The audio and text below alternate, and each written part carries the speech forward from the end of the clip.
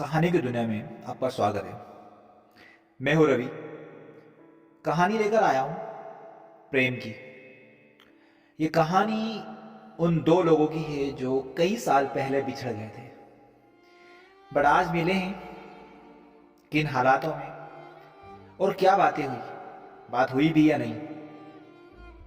चलिए, आज ज़्यादा समय नहीं लूँगा आपका, कहानी शुरू करते हैं। पहली बार आए हैं तो सब्सक्राइब करना ना भूलिएगा। कोशिश करिएगा लाइक कर सके, अच्छे लगे तब करिएगा। चलिए सुनते हैं आगे जाके। कहानी शुरू होती है रेल की पटरियों से। ट्रेन चलने को ही थी कि अचानक कोई जाना पहचाना चेहरा जनरल बोगी में आ गया। मैं अकेली सफर पर थी, सब अजनबी चेहरे थे।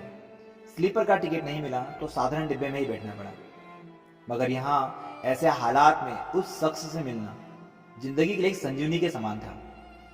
जिंदगी भी कमबख्त कभी कभी अजीब से मोड़ पर ले आती है, ऐसे हालातों से सामना करवा देती है जिसकी कल्पना तो क्या कभी ख्याल भी नहीं कर सकते।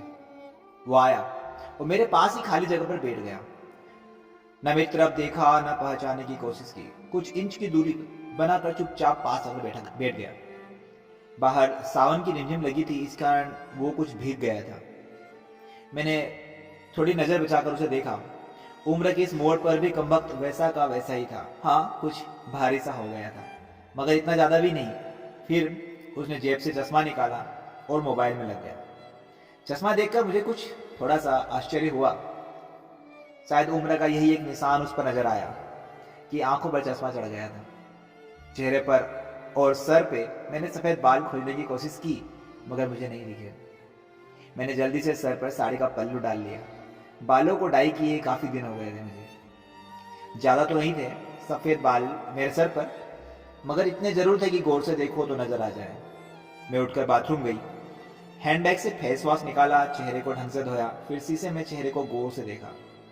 पसंद तो नहीं आई, मगर अजीब सा मुंह बनाकर मैंने शीशा बैग में वापस डाल दिया और अपनी जगह पर आ गई। मगर वो साहब तो खिड़की की तरफ से मेरा बैग सरका कर खुद खिड़की के पास बैठ गए थे। मुझे पूरी तरह देखा भी नहीं था, बस बिना देखे ही कहा सॉरी। भागकर चढ़ा तो पसीना आ गया था, ये उन्होंने कहा। थोड़ा सूख जाए फिर अपनी जगह पर बैठ जाऊंगा। फिर वो अपने मोबाइल में लग गया। मेरी इच्छा जानने की कोशिश भी नहीं की कि मैं उसे हाँ कह रही हूँ या ना कह रही हूँ। उसकी यही बात मुझे हमेशा से बुरी लगती थी। फिर भी न जाने उसमें ऐसा क्या था कि आज तक मैंने उसे भुलाया नहीं। एक वो था कि 10 सालों में ही भूल गया। मैंने सोचा शायद अभी तक गौर नहीं किया, पहचान लेगा, थोड़ी मोटी हो गई हूँ, शायद इसलिए नहीं पहचाना। मैं उदास हो गई। जिस शख्स को जीवन में कभी भूला ही नहीं पाई, उसको मेरा चेहरा ही याद नहीं। माना कि ये औरतों और लड़कियों को नहीं ताड़ता है, मगर पहचानेगा भी नहीं। कभी कभी हालात बदल जाते हैं। एक तमन्ना था कि कुछ पल खुल के उसके साथ गुजारूं। माहौल दोस्ताना ही हो, मगर हो तो सही। आज वही शख्स पास बैठा था जिसे स्कूल टाइम से मैंने दिल से दिन बसा रखा था। सोशल मीडिया पर उसके सारे अकाउंट चोरी छुपे देखा करती थी। उसकी हर कविता, हर शायरी में खुद को खोजा करती थी। वह तो आज पहचान ही नहीं रहा। माना कि हम लोगों में कभी प्यार की पींगे नहीं चली, ना कभी इजहार हुआ। हाँ, वो हमेशा मेरी केयर करता था और मैं भी उसकी केयर करती थी। कॉलेज छूटा तो मेरी शादी हो गई और वो फौज में चला गया। फिर उसकी शादी हुई। जब भी वो गांव जाती उसकी सारी खबर ले आती थी। बस ऐसे ही जिंदगी गुजर गई। आधे घंटे से ऊपर हो गया, वो आराम से खिड़की के पास बैठा मोबाइल में लगा था। देखना तो दूर, चेहरा भी ऊपर नहीं किया। मैं कभी मोबाइल में देखती, कभी उसकी तरफ। सोशल मीडिया पर उसके अकाउंट्स खोल कर देखे, तस्वीर मिलाई, वही था, पक्का वही था, कोई शक नहीं था मुझे। वैसे भी हम महिलाएं पहचाने में कभी भी धोखा नहीं खा सकती। 20 साल बाद भी सिर्फ आंखों से पहचान ले।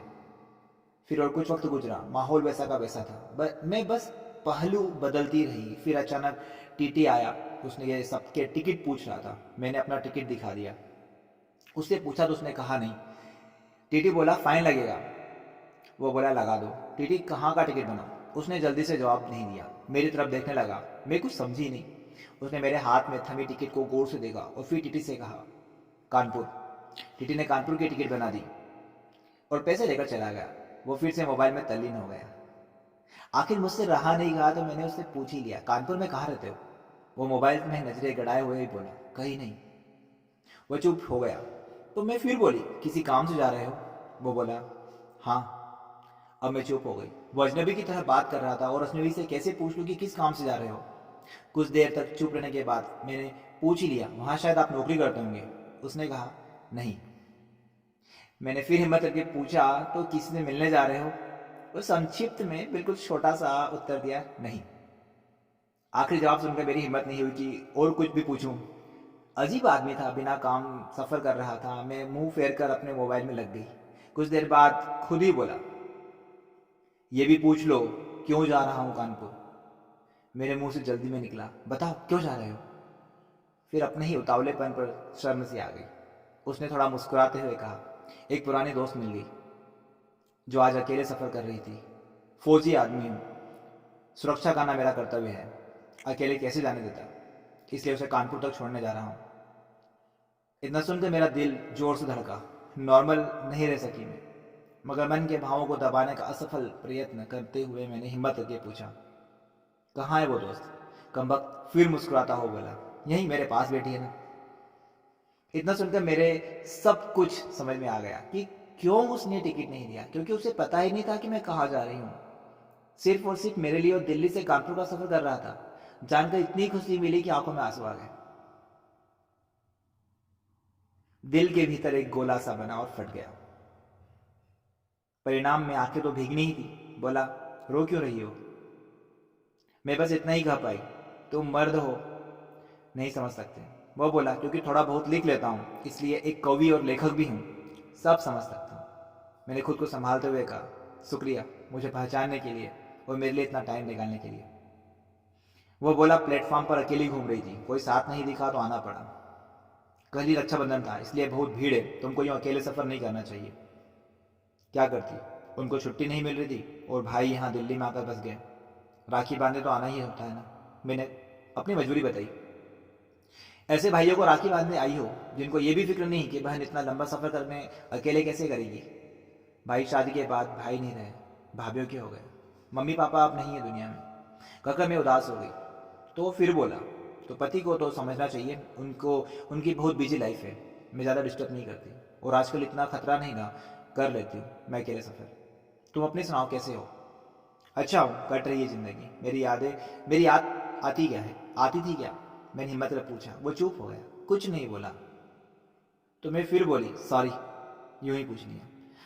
अब परिपक्व हो गए, कर सकते हैं ऐसी बात। उसने शर्ट के बाजू की बटन खोलकर हाथ में अपना वो तांबे का कड़ा दिखाया जो मैंने ही फ्रेंडशिप डे पर उसे दिया था। याद तो नहीं आती, पर कमबख्त ये तेरी याद दिला देता था।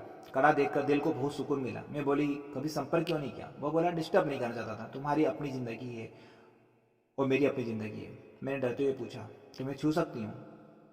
वो बोला, पाप नहीं लगेगा। मैं बोली, नहीं, छूने से नहीं लगता। और फिर मैंने कानपुर तक उसका हाथ पकड़ कर बैठी गई। बहुत सी बातें हुई। जिंदगी का एक ऐसा यादगार दिन था जिसे आखिरी सांस तक नहीं भुला पाऊंगी। वो मुझे सुरक्षित घर कर छोड़कर रुका नहीं, बाहर से ही चला गया। जम्मू में थी उसकी ड्यूटी। उसके बाद उससे कभी बात नहीं हुई क्योंकि हम दोनों ने एक दूसरे के फ़ोन नंबर नहीं लिए। हालांकि हमारे बीच कभी भी नापाक कुछ भी नहीं हुआ। एक पवित्र सा रिश्ता था, मगर रिश्तों की गरिमा बनाए रखना जरूरी था। दोस्तों, मैं एक कहानी अधूरी छोड़ रहा हूँ। अगर आप जानना चाहते हैं कि इस स्टोरी में बाद में क्या हुआ, कैसे हालात बदले, क्या वो दोबारा मिले या नहीं मिले, तो मुझे कमेंट करके बताना ताकि मैं आपको आगे की स्टोरी जरूर लिखूं। Thank you.